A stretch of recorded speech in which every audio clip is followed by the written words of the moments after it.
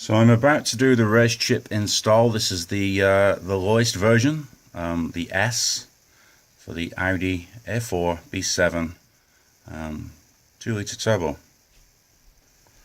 Now this is a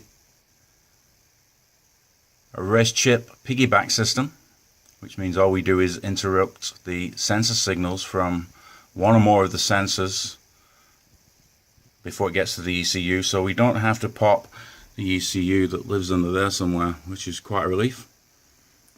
This is the RaceChip itself, right here, this module.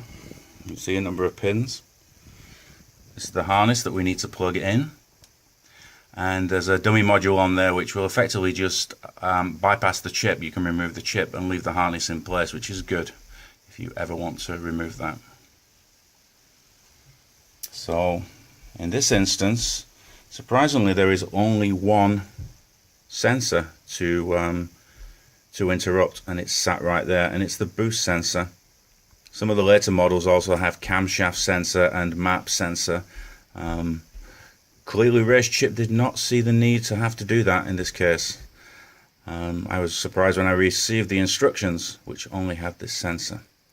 I've already popped this sensor because it's difficult to do with one hand while you're trying to film. What you'll do is push it on, press back and pop this out. And now the harness plugs into here and also into here. So I shall try to do that while still filming.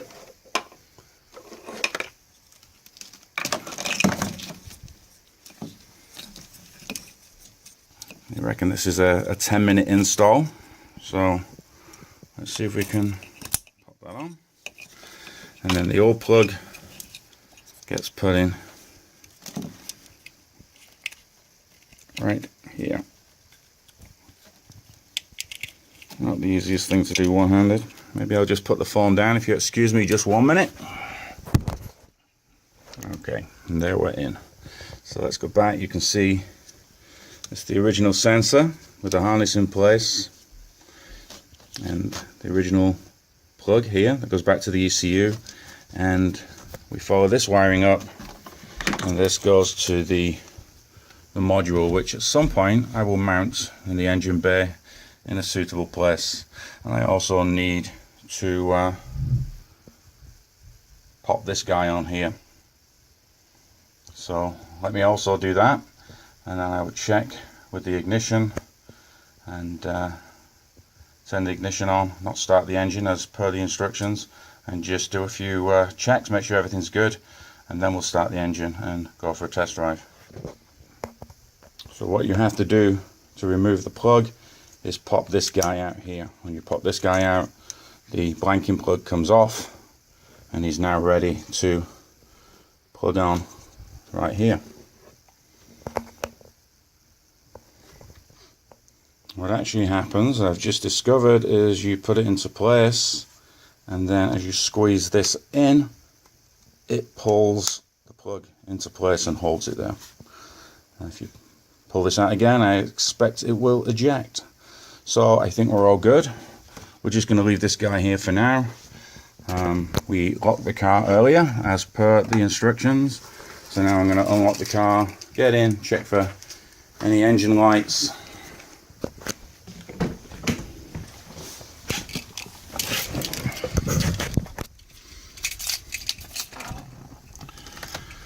Some of you might wonder why I'm chipping a car that's done almost 190,000 miles.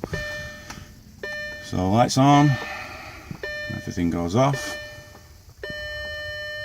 That's good. Just going to check that the light's on the unit itself.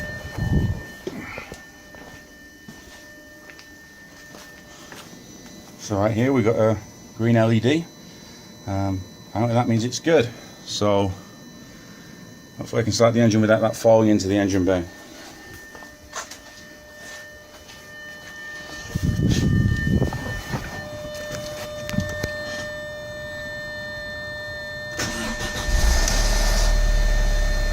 And there we go. Engine starts. Don't think it'll make any difference while we're stationary. all we're doing is, I guess, tweaking the boost pressure. So as you can see, I've mounted the RaceChip. I've tie wrapped it with the tie wraps provided to a bracket that holds the coolant fluid, the expansion tank for the coolant fluid.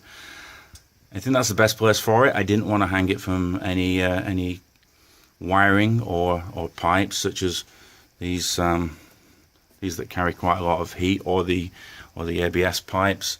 I think that's the best place for it, nearby. There's lots of extra length in the wiring harness, so I've took that in the bracket, as you can see, behind the underneath the ABS unit. If anyone can think of any other place to mount this within the length of the harness, then please leave a comment below.